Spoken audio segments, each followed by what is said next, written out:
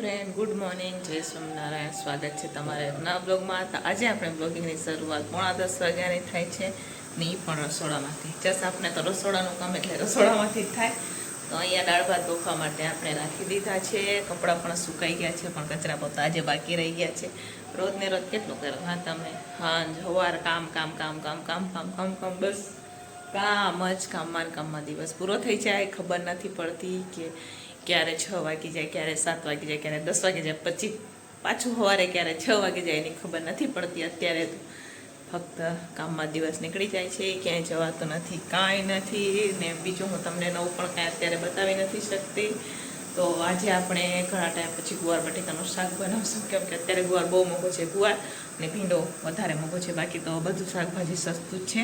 તો આજે આપણે બનાવશું ગુવાર બટેકાનું શાક, મસાલેદાર મસ્ત મજાનું ગુવાર બટેકાનું શાક બનાવશું આજે, બરાબર? તો વિડીયો છેલ્લે સુધી જોજો. ને જો ફ્રેન્ડ તમને અમારા વિડીયો ગમે તો લાઈક, શેર, સબસ્ક્રાઈબ કરી દેજો. તો ચાલો ફટાફટ બનાવવાની શરૂઆત કરીએ. તો હવે અત્યારે હું બનાવી છું ગુવાર બટેકાનું શાક. ઘણા ટાઈમ પછી આપણે ગુવાર બટેકાનું શાક બનાવવા જઈ રહ્યા છીએ. ઘણા ટાઈમ એટલે માનો ને ઘણા ટાઈમ થઈ ગયા ગુવાર બટેકાનું શાક જ નથી આપણે બનાવ્યું. કેમ કે અત્યારે ગુવાર મોંઘો હતો ને હું લેવા પણ નથી જતી. આ માર્કેટ ગયા હતા એક દી એટલે લઈ આવ્યા હતા, બરાબર? તો આજે આપણે ગુવાર બટેકાનું શાક બનાવશું. તો અહીંયા આપણે ગળું રાખી દીધું છે અને આમાં ગુવાર બટેકા પણ આપણા બફાઈ જાય કુકરમાં, જોઈ શકો છો તમે. બાફી લીધા છે, 2-3 સીટી કરી લીધી એમાં. અને એમાં થોડા કેટલા આપણે આખા મસાલા નાખશું. તો એમાં લાલ મરચાં અને તજ લીધા છે. હવે એમાં હવે આપણે નાખશું રાઈ ને અજમો. ગુવારનું શાક હોય તો અજમાનો ટેસ્ટ સરસ લાગતો હોય એટલે આપણે એમાં અજમો. આ તમે જોઈ શકો છો અહીંયા સરસ મજાની આપણી ગ્રેવી પાકી ગઈ છે. હવે આપણે ગુવાર બટેકા નાખી દઈશું. તો અહીંયા હવે આપણું સરસ મજાનું ગુવાર બટેકાનું શાક બની ગયું છે, એકદમ મસાલેદાર ગ્રેવીવાળું. તમે જોઈ શકો છો, જોઈ લ્યો.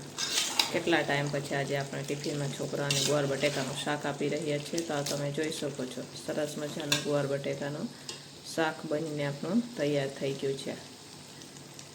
અહીંયા આપણું ગુવાર બટેકાનું શાક બનીને તૈયાર છે. હવે આપણે લોટ બાંધી દઈશું. અહીંયા નીચે દાળ, સલાડ ને ભાત બની ગયું છે ને અહીંયા ગુવાર બટેકાનું શાક પણ તૈયાર જ થઈ ગયું છે. રોટલી બનાવવા માટે આપણે લોટ બાંધી દઈએ ફટાફટ. ચાલો.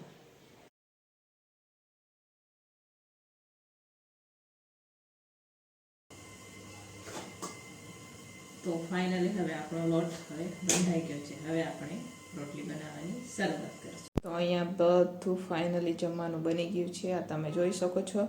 આપણે ટિફિનો પણ રખાઈ ગઈ છે. તો મારે આટલી ટિફિનો ભરવાની હોય, બાકીની એક ટિફિન ઘરે હોય, એ ઘરે જમી જાય છે એ ભાઈ. અને આ જોઈ શકો છો સરસ મજાના ભાત, ગુવાર બટેકાનું શાક, સલાડ, રોટલી, ભાત છે ને દાળ પણ છે.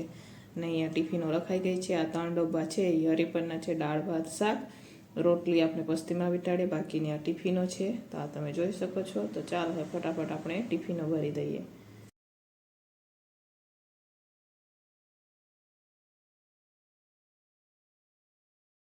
તો અત્યારે વાગી ગયા છે 5:30. આજે પાછી મારી તબિયત ખરાબ થઈ ગઈ છે, ખબર નહીં બપોર પછી તાવ જેવું થઈ ગયો હોય શરીરમાં. માંથી પાણી નીકળ્યા તો પણ રસે તો બરાબર છે. આપણે જવાબદારી લઈને બેઠા હોય તો સુઈ ઘરે હોય, ટાઈમે છોકરાને ટિફિન દેવું પડે. એમ થાય કે સુઈ જાવ પણ સુવાયેલું છે નથી, બરોબર? તો એટલા માટે આપણે રસોઈ કરી રહ્યા છીએ. અત્યારે ફૂલ તાવ આવી ગયો છે શરીરમાં. આ બાજુ ખીચડી બનાવી છે, આ બાજુ બટેકાનું શાક બનાવ્યું છે. મને ખબર નહીં અચાનક કેમ તાવ આવી ગયો. એમાં તાવ આવે, દવા પીવું ને એટલી જ વાર આવે, દવા ન પીવું ને તો પાછો તાવ આવી જાય. તો જોઈએ હવે રાજા આવે પછી આપણે દવાખાને જવાશે તો દવા લઈ આવશું, બરાબર? ચાલો તો ફટાફટ હવે જમવાનું બનાવી દે, પછી સુઈ જાવ. કાંઈ કરવું નથી આજે.